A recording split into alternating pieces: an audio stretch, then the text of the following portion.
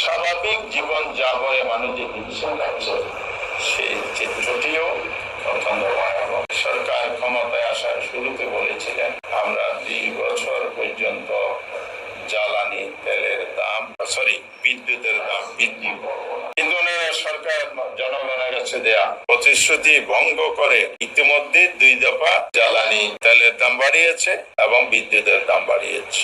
এখন গ্যাসের দামও বাড়িয়েছে। প্রতি লিটারে ডিজেলের দাম বাড়িয়েছে 8 টাকা, বাড়িয়েছে 25 টাকা, পেট্রোল বাড়িয়েছে 24 টাকা। মেশিনের দাম জ্বালানির সাথে সম্পৃক্ত। আমরা জানি কৃষকরা জ্বালানি ব্যবহার করেছি। আমরা জানি ইন্ডাস্ট্রিগুলোতে জ্বালানির যে জেনারেটর চালিয়ে বিদ্যুতের অবর্তন এগুলো কাভার। সেই জায়গায় যদি আপনি দাম বাড়ালে জনজীবনের পরে সাংঘাতিক। 6 টাকা দিয়ে ঘর থেকে বেরোলে গাড়ি ভাড়া দিতেন, এখন 6 টাকা দেন। তাহলে এখন ঘর থেকে বেরোলে আমার একজন কালকে ফোন করে বলতেছে এখন ঘর থেকে কম বেরোচ্ছি, কারণ আমার আয় ব্যয়ের মধ্যে যে ভারসাম্য রক্ষা করা যায় এটা নষ্ট হয়ে গেছে। কারণ বের হলেই আমাকে বাড়তি ভাড়া গুনতে হয়। আজকে জ্বালানির ক্ষেত্রে যদি আসেন, 1 সিলিন্ডার যে পরিবারে ব্যবহৃত হয় তাকে 600 টাকা বাড়তি করতে হচ্ছে। যে পরিবারে 2 সিলিন্ডার 200 টাকা বাড়তি। বিদ্যুতের দাম গ্রাহক পর্যায়ে 15.95% বৃদ্ধি করা হয়েছে। কিভাবে এলজিবি গ্যাস বাড়া হয়েছে 3 দফায় 604 টাকা। দ্রব্যমূল্যের ঊর্ধ্বগতি, আজকে জনজীবন না নিঃশ্বাস। এই সব মিলিয়ে আর অনেক কিছু আছে। সব মিলিয়ে আজকে আমরা এখানে আপনাদের সামনে উপস্থিত হয়েছি 11 দলের পক্ষ। গতকাল আমাদের 11 দলের লিয়াজু কমিটির বৈঠক ছিল।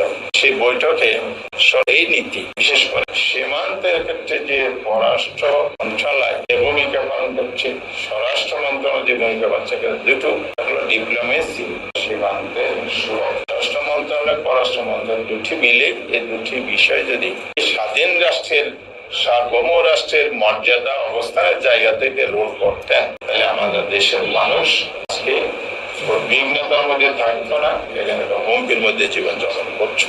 এই জন্য সরকারের যে নতজানু পররাষ্ট্র, এখান থেকে বেরিয়ে আসতে হবে। সমমর্যাদার ভিত্তিতে বাংলাদেশের স্বার্থ পররাষ্ট্রনীতির ভূমিকা পালন করা হয়। এই দাবিতে সীমান্ত বন্ধ, বৈষম্য বন্ধ, স্বাধীন দেশের মর্যাদা সম্পন্ন রাষ্ট্রনীতি বজায় রেখে ভূমিকা পালন করার দাবি উন্নতি সহ যেসব বিষয়ে আমরা শৃঙ্খলা উন্নতি সহ এই বিষয়গুলোকে দাবি সামনে এনে 2 দিন 2টা কর্মসূচি করেছি। আমি 12 জুন বাংলাদেশের সীমান্তবর্তী সকল জেলা এবং বিভিন্ন গুরুত্বপূর্ণ আমরা নাগরিকদের নিয়ে সেখানে প্রতিবাদ সমাবেশ করব। দলের কেন্দ্রীয় নেতৃবৃন্দ সব প্রতিবাদ সমাবেশে অংশগ্রহণ করবেন। স্থানীয় নেতৃবৃন্দ সেখানে থাকবেন। আমাদের সীমান্তের মানুষকে আমাদের স্বাধীনতার মর্যাদার সর্বোচ্চ রক্ষার জন্য আমরা সেই প্রতিবাদ সমাবেশে করেছি। আগামী 12 জুন দ্বিতীয় কর্মসূচি আমরা পালন করি। সেটা আমরা জন্য কাছে দাবি তুলে ধরে আমরা রাজপথের আন্দোলনের অংশ হিসাবে রাজধানী ঢাকায় প্রতিবাদ সভা মিছিল অনুষ্ঠিত হবে। শাহবাগের শহীদ তিনি একটি নির্মম চলে গেলেন আরেকজন যোদ্ধা।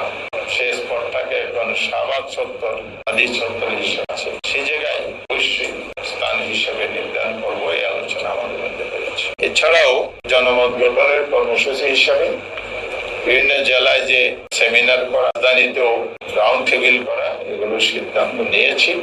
ঈদের পরবর্তীকালে এই পরিবেশে আবার নতুন করে শুরু করবে ইনশাআল্লাহ, যাতে করে মানুষ জানতে পারে দেশ কিভাবে চলছে, দেশ কোথায় যাচ্ছে, দেশের মানুষের কি করা উচিত।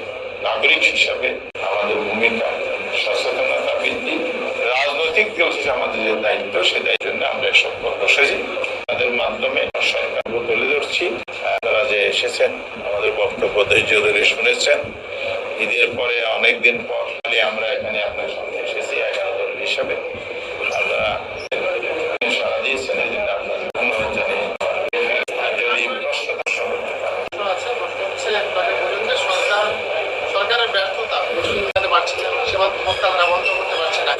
এই জায়গাতেই আপনাদের কি কোনোভাবে মনে হয় না যে সরকার আর ভারতের সাথে যে নতুন নীতিটা তারা অনুসরণ করছে আওয়ামী লীগের মধ্যে এবং এই কুশিটাকে তারা সমর্থন করছে, এটা আপনাদের মনে হয়? আমার বক্তব্যে আমার খাবার করেছি। এক কথায় যদি বলি, সরকার যে পররাষ্ট্র নীতিটা বাংলাদেশের সংবিধানে বলা আছে এটাকে অনুসরণ করে যদি ভূমিকা রাখে, সেখানে বলা আছে কারো সাথে বরিত নয়, সবার সাথে বন্ধুত্ব।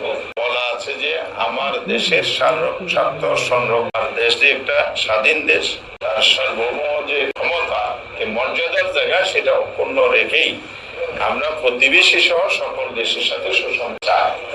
সে জায়গায় যদি ফোর্সিন যদি একটা অন্যায় ভাবে যেটা তাদের সংবিধান হলো, সে কাজ অহরহ চলতে থাকবে। সরকার যদি এখানে নীরব থাকে, ব্যর্থতার সাথে যে বোঝাপড়া আছে কিনা, আমি তো বলেছি ভারতীয় মন্ত্রীর বয়ান বাংলাদেশের মন্ত্রী দেয়, তো এইটাকে আপনি কি বলবেন? এখানে মনে হয় আনসার আছে। জি, নেক্সট। তাই বলতে চাচ্ছিলাম সেটা হচ্ছে যে সিরিয়াল ঘটনাটা জাতিসংঘ অবহিত না, এটা নিয়ে হচ্ছে জাতিসংঘের প্রশ্ন করা হচ্ছে। প্রশ্ন হচ্ছে এটা তো সরকারের দায়িত্ব, জাতিসংঘ অবহিত, কিন্তু জাতিসংঘ অবহিত এটাই বা তারা জানে না। এই না জানাটাকে সরকারের ব্যর্থতা দেখছেন কিনা? হ্যাঁ, প্রত্যেক বছর বিএসএফ এবং বিজিবির মহাপরিচালক পর্যায়ে বৈঠকে, যেটা আজকেও চলছে, এখনো চলবে, কালকে শেষ হবে। এই যে ঘটনা বারবার হচ্ছে এবং বৈঠক হচ্ছে কিন্তু কোনো সমাধান হচ্ছে না, তাহলে আপনি এটা মনে করেন কিনা যে আন্তর্জাতিক ক্ষেত্রে সরকার সীমান্ত হত্যা, খুশি এই নীতিগুলো তুলে ধরতে ব্যর্থতার পরিচয় দিচ্ছে? জি, আপনার বক্তব্য আপনি যেভাবে বলেছেন দুটো বিষয় হলো জাতিসংঘকে অবহিত করা, এটা তো পাবলিক করতে পারে, রাজনৈতিক দল করতে পারে। আজকে যেভাবে করছি আমাদের দায়িত্বে পড়ে, আমরা দায়িত্বটা পালন করছি, কিন্তু অফিসিয়ালি তো গভর্নমেন্টই করতে হবে, এর বাইরে তো পাবলিকলি করার সুযোগ নেই। অফিসিয়ালি যেহেতু গভর্নমেন্টকে করতে হবে, আমারও আপনার মতো একটা গভর্নমেন্টের প্রতি প্রশ্ন, কেন গভর্নমেন্ট এটা অবহিত করছে না? তারা কি কি বলে কানে তুলে দিয়ে ঘুমায়, কি নাকি জেগে ঘুমায়, কোনটা? বাসরের নাম ধরতে ভয় পায়। কিন্তু আপনি অভিযোগ করতে গেলে অভিযোগ